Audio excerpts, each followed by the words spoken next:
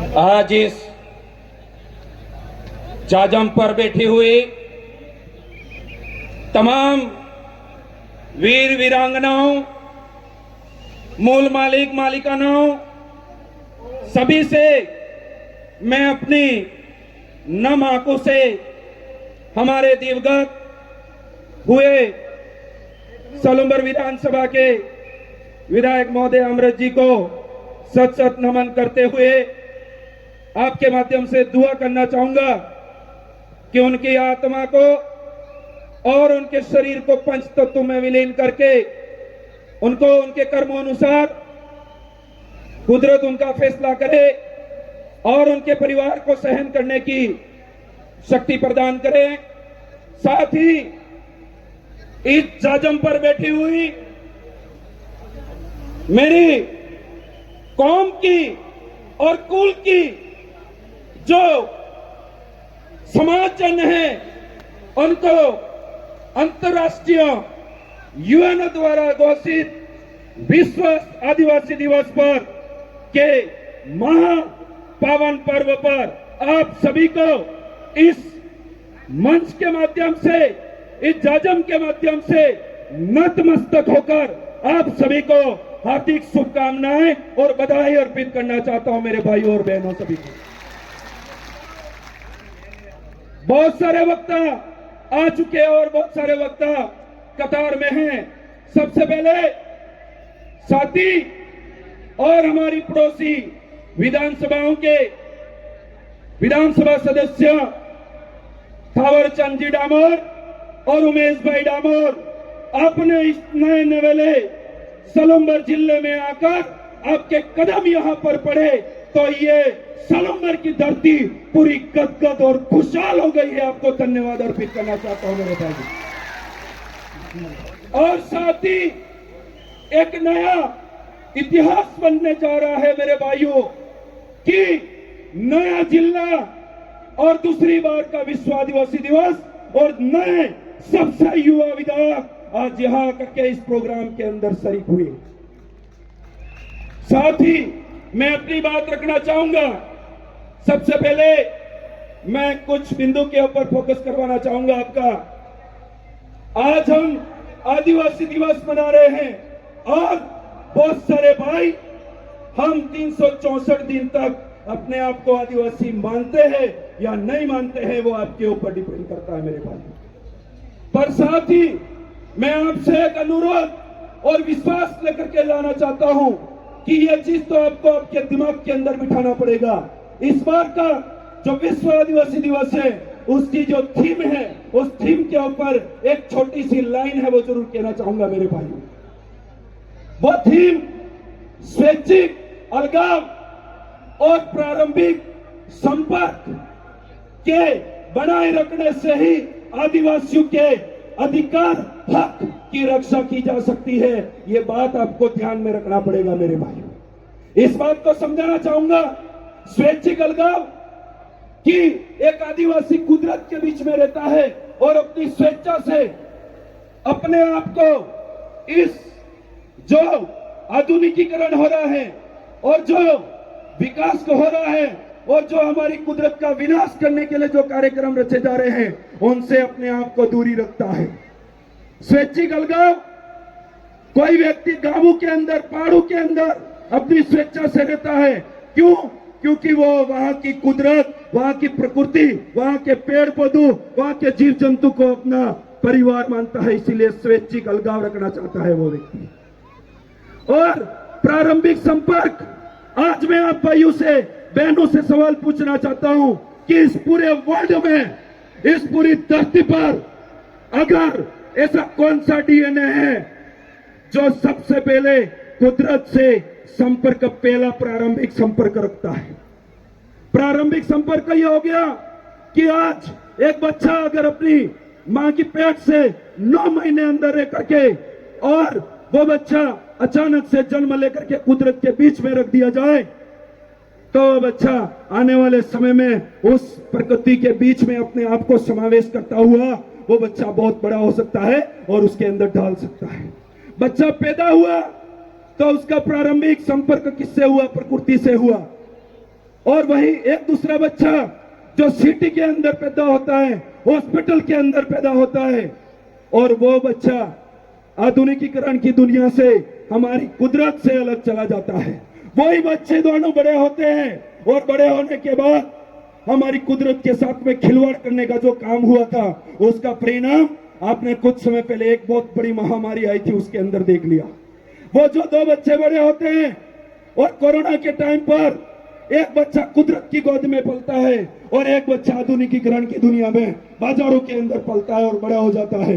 जब कोरोना जैसी महामारी आई, उसके अंदर कुदरत के अंदर बचा हुआ बच्चा और बड़ा हुआ बच्चा, उसको कुछ भी और 1 इंच भर का बाल भी बाका नहीं हुआ, वो था आदिवासी बच्चा। हक नहीं था मेरे भाइयों। और कोरोना जैसी महामारी से वो बच करके बाहर निकल गया और उसने अपने सेवन के लिए, उसको एंटीडोट बनाने के लिए अपनी जो कुदरत का अर्क है उसका सेवन जरूर किया। उसको सैनिटाइजर बना करके हाथ धोए होंगे, उसको शरीर के अंदर वॉश करवाया। एक दूसरा बच्चा जो बाजारों के अंदर और आधुनिकीकरण की दुनिया के अंदर जीता है, वो बच्चा जब बड़ा हुआ और कोरोना लगा उसको, और कोरोना जैसी महामारी बीमारी आई, उस समय अपने माँ बाप से पूछने लगा कि पापा मम्मी अपना कोई गांव भी है कि नहीं, क्योंकि यहाँ तो इस साइड तो बाथरूम जाना पड़ता है और यहाँ इस साइड खाना बनाते और यहाँ सोना पड़ता है। मुझे तो सूख आ रही है और लॉकडाउन के अंदर मैं अंदर फंसा हुआ हूँ। वो बच्चा अपने चिल्ला करके अपने माँ बाप से पूछता है कि मेरा कोई गांव, मेरा कोई परिवार, मेरा कोई समाज है कि नहीं है। तब माँ बाप ढूंढते हैं अपने बूढ़े माँ बाप को कि कहाँ हमारा ढालुआ है, कहाँ हमारी पुरानी खेती है, कहाँ हमारा घर, कहाँ हमारा समाज है। बहुत सारे लोग आधुनिकीकरण का शिकार हुए लोग अपने बच्चों को और अपने पुरखों को, अपने माता पिताओं को इस कोरोना काल में खो चुके। खोए कि नहीं खोए मेरे भाइयों?